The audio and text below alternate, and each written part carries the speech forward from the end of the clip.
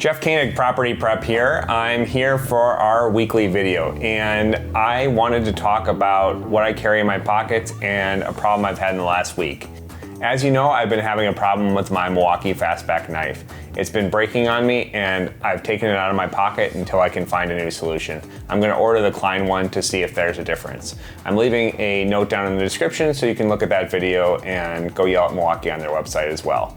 Yesterday, I was working on a computer and putting in a Wi-Fi card so that we could add another employee to our office, which we're very happy to do. But unfortunately, my multi-tools in my pocket didn't do the job and the screw type wasn't correct. Let me show you what I'm currently using and let me show you what I'm going to.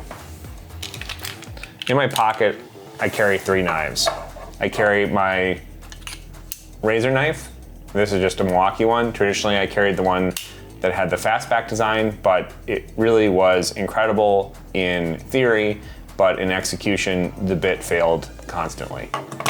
I carry a Victorinox Bantam, which is a main blade, which I try not to use. It's my emergency blade that's always sharp.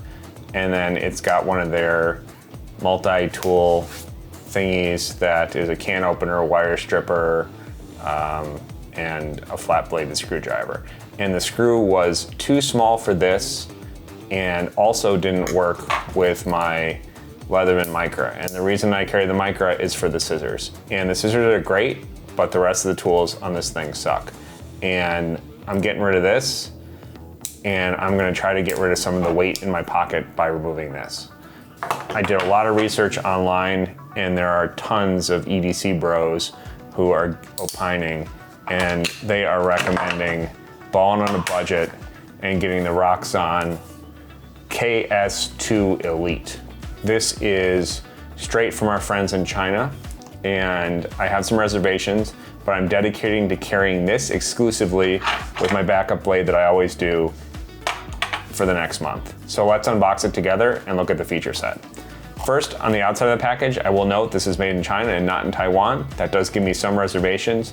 It states that the knife is made of D2 steel, which is great. That's a great steel, and I wish Leatherman would start using D2. But as we remember, this is Chinese D2. This may not be real D2 in hardness. Let's unbox this thing, take a look together at the features, and you tell me down in the comments if there's something that I should have tried instead of this. And in a month, I'll give you an update if this was the tool to get. No one uses these stupid belt things, and this one's essentially garbage. It's not folding properly, but it does have room for bit storage in the back. This thing does come with some bits. I don't see myself carrying them, but I guess this would be the only way to carry this well because these are pretty sharp.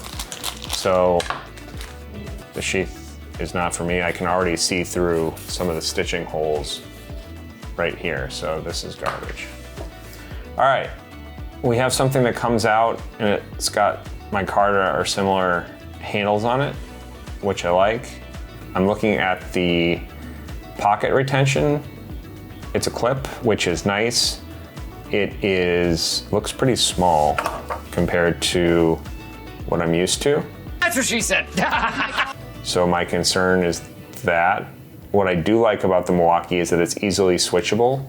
This one appears to have a retention screw below the scales. And I also like Milwaukee's design over many others because it's got this plasticized loop. I know a lot of times in maintenance and construction that we do, that this little clip you can brush against a wall and cause damage to furniture, fixtures, and your work surface. So right now I don't like the size of this just from the start. I would like this probably to be a little bit longer, but we'll see how it carries. It looks like it's not terribly robust, but it does look like it's got good retention, and it looks like it's a little too sharp, which is probably not ideal, but maybe there's a mod online I can look for that. So on the outside, there are 2 screws on the clip side and 3 on the back. I will check these and Loctite them if needed. Use blue Loctite. So let's start with the tool set. Outside there's a thumb stud. It barely stands proud of the scales. And that might be a little bit difficult to apply. Yeah, that was almost cut my finger there. So that I don't love. Yeah, your finger naturally goes to right on the bottom, which I don't love. This is a liner lock design. Yeah, that's frightening. Your thumb goes right there. I think the thumb stud either needs to be bigger and project more, which would be a nuisance, or it needs to, yeah. That's not great, but we've got a D2 steel blade, and that is, lockup's good. There's no shimmy in the blade, and I think that it's probably a decent size. Let's compare it to the Bantam, which is my emergency blade. It's not quite as long, but it's got a more robust, size-wise, it's more robust. It's probably a few mics bigger. The other thing is, I think they call this a Scandi grind. I'm not a knife guy.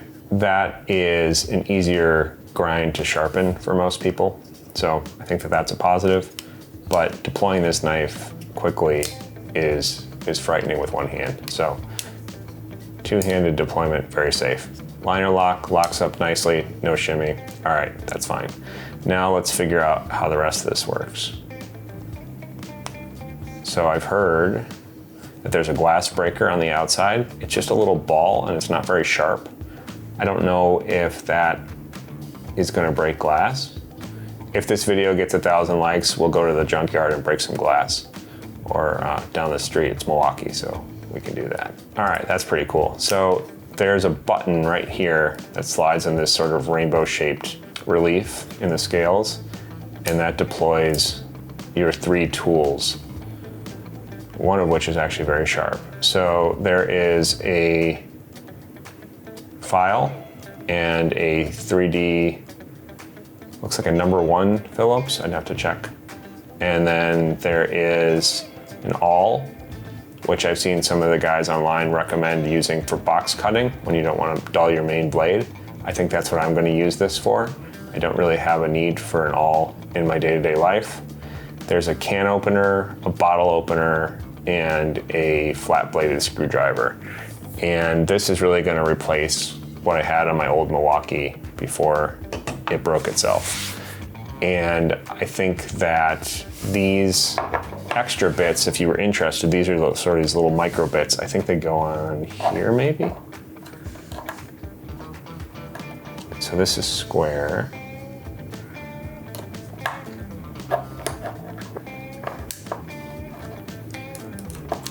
There we go. And then you can put a bit in here. Oh, it's not magnetic either. That's not good. So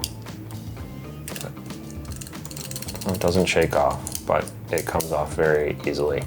I'm not sure that this is, I mean, it's a feature, but I'm not sure that it's one that we're going to use professionally in property management or maintenance. So I guess kind of a cool idea if you're using this at home and putting it in a drawer, but I don't think that these are going to be with me either.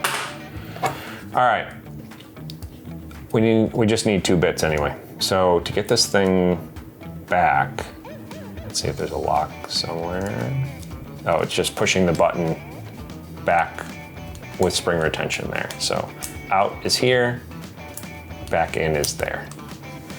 So we have that, and then I heard there's a world-class scissors on this thing. Let's figure out how to get that out. Okay. Now this comes out, and there's something here. There's a little tweezers, and that's similar to what you would have on a Victorinox. I carry the Alox version, so that does not have your toothpick and your tweezers, so that's nice to have a tweezers for splinters. I think it only goes back one way, let's see. Can't remember which way. Yeah, it looks like it goes back with the right angle pointed in. And then look at those. That's huge. So this is what I was carrying, and this is the guy she told you not to worry about. This is a serious scissors. So difference in the scissors right here. This has a narrower blade profile and it comes to a sharper point. This I would think would be maybe a little bit safer, but this looks like it could do finer work for my first observations. I haven't tried this thing yet. The scissors are both ground evenly. The Leatherman is not serviceable, I don't think. This is serviceable where the Leatherman looks not to be serviceable. I've never tried. This has Torx. I would guess it's something pretty small. And it's got a nice spring action. On par with the Leatherman. A lot more leverage on this scissors than there is in the small handle. It is only about an inch less of leverage, but it feels much more robust than the other scissors does. It returns quickly. I don't know if that's because it's new and still has oil in it from the packaging. There is plastic along this liner, and I don't know why. Maybe that's just a spacer to keep this. This is just folded over sheet metal that's been chromed. And you know, that's not necessarily a knock. That's how this is made as well. So let's close it up and see if there's any locking mechanism.